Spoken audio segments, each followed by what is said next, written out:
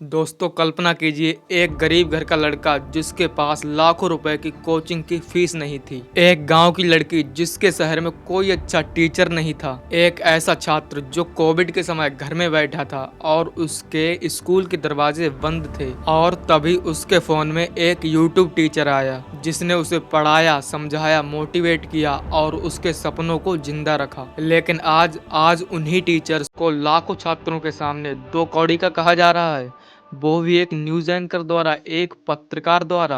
YouTube वाले star teachers जिनको कुछ जानना ना कौड़ी, कभी ब्लैक बोर्ड लेकर कुछ एक्सप्लेनर बनाते हैं, खाली व्यूज बटोरते हैं, उटपटांग ग्रैब्स लिखते हैं और उसके बाद से अपने आप को इतना महारथी समझने लगते हैं कि कुछ लोग उनको फॉलो करने लगते हैं उनके तमाशे की वजह से। और फिर वो जाकर जहां पर जो आता है वो बोलते हैं और उसके दम पर फिर वो पैसे वसूलते हैं। बच्चों से कह दिया जाता है कि भैया तुम कोचिंग सेंटर कोई ज्वाइन कर लो तभी तुम क्रैक कर पाओगे।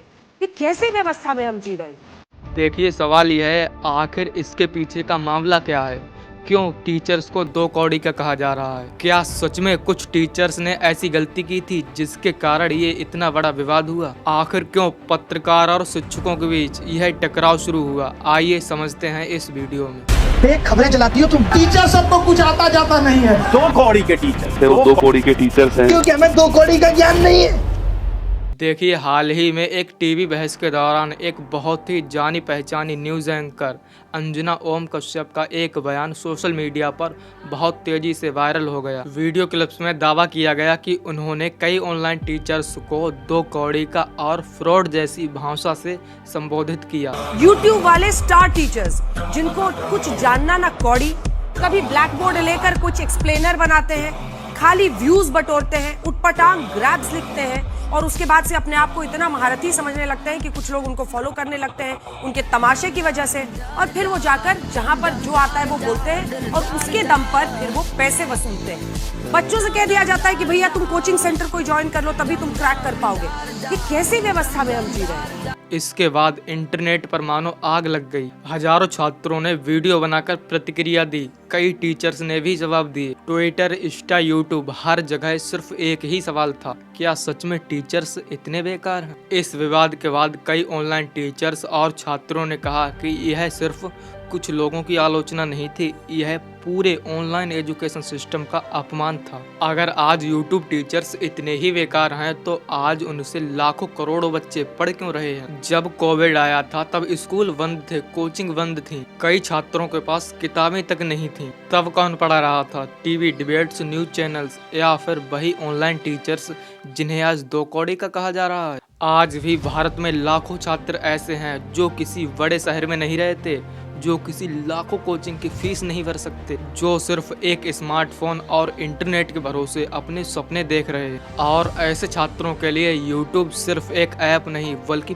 पूरा स्कूल है। अब यहाँ पर एक और जरूरी बात, क्या सभी यूट्यूब टीचर्स सही हैं? देखिए, अगर कोई खुद को टीचर कहता है इसका मतलब ये नहीं कि वह हमेशा सही ही होगा। ऑनलाइन दुनिया में कुछ ऐसे भी लोग हैं जो स्टूडेंट के डर का फायदा उठाते हैं, फर्जी वादे करते हैं, झूठे रिजल्ट दिखाते हैं और एजुकेशन को बिजनेस बना देते हैं। यह भी सच है। लेकिन अगर कुछ डॉक्टर्स गलत हों तो क्या पूरी मेडिकल फील्ड गलत हो जाती है? अगर कुछ पत्रकार गलत हों तो क्या पूरी पत्रकारिता गलत साबित हो जाती है, खत्म हो जाती है? नहीं। तो फिर कुछ गलत लोगों की वजह से पूरे टीचिंग कम्युनिटी को कैसे जज किया जा सकता है? और सबसे शॉकिंग बात, पिछले कुछ सालों में सोशल मीडिया पर एक बहुत बड़ा बदलाव देखने को मिला है। पहले जानकारी सिर्फ बड़े मीडिया संस्थानों के पास होती थी, लेकिन आज एक मोबाइल और कैमरा लेकर बैठा व्यक्ति भी लाखों व्यक्तियों के साथ पहुंच सकता है, उनसे जुड़ सकता है। एक यूट्यूब टीचर न्यूज़ एंकर्स से ज़्यादा ऑडियंस रख सकता है। एक एजुकेटर लाखों छात्रों की राय को प्रभावित कर सकता है।